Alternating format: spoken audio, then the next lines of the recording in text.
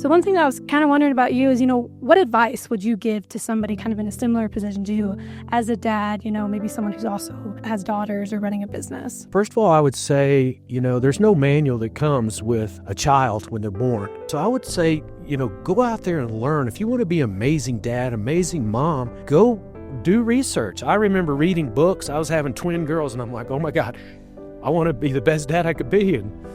And so...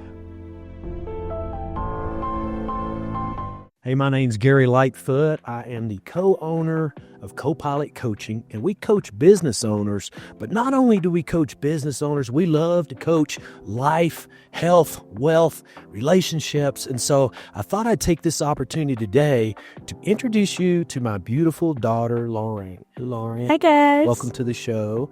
Why don't you tell us a little bit about yourself? Yeah, sure. Well, my name's Lauren. I have been working for the past 5 years. I graduated from TCU, Go Frogs. I had the opportunity to work with my dad early on in my career, and it was the biggest blessing and really set me up for success where I am today. Where I specialize in is employee engagement, HR, recruitment, onboarding, all that sort of stuff. So really excited to be here and dive into different aspects. Yeah, absolutely. I'm glad you're here too. So I thought we'd take the opportunity to talk a little bit about, when we raised you from the child. So she's got a twin sister, Lindsay, and then a little brother, Logan, that works for me today. And so Lauren, tell us a little bit about, what do you remember about growing up, how it's different than it is today, but tell us a little bit about your childhood, what you remember about. Yeah, for sure. No, I feel like that's a deep question, but my childhood was awesome. I look back on it and everything that I was able to do has been such a big blessing. I was given so many opportunities to grow myself and to do what I was really passionate about.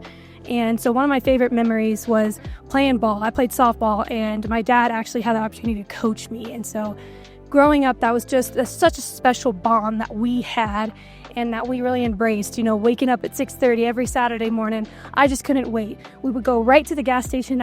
I would get my little Gatorade, and I would get my treat, and we would go onto the ball field and spend the whole day together. And so it's things like that that I look back on when I think about my childhood, for sure. That's awesome. Yeah, some of my favorite memories also is just being able to spend that quality time with Lauren. And we had a lot of downtime too in between games and tournaments, and so we'd go to a movie, we'd go get a massage, we'd go get a pedicure, and just have a big time. So definitely some of my greatest memories too. Yeah, for sure. So one thing that I was kind of wondering about you is, what advice would you give to somebody kind of in a similar position to you as a dad, maybe someone who's also has daughters or running a business? Ooh, wow, that's a great question. First of all, I would say, there's no manual that comes with a child when they're born.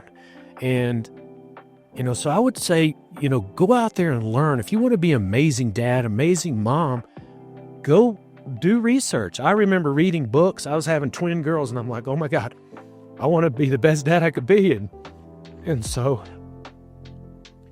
I was just real intentional about learning how to be a great dad. Now, I had great parents. I'm not saying that. I had really good role models, and that's going to be your default. If you don't be intentional about learning what does amazing parent look like, then you're probably going to default to the way you were raised. Right. And that may be awesome, but it may not be. And so I would look at that first. And then the second thing I would say about that is just be present. We live in a time with so many distractions that being present is not watching Netflix with your kids or while they're on their phone or that. Being present is getting down in the floor and wrestling with them, having pillow fights, give them piggyback rides. That's being present, and that's what I'd recommend.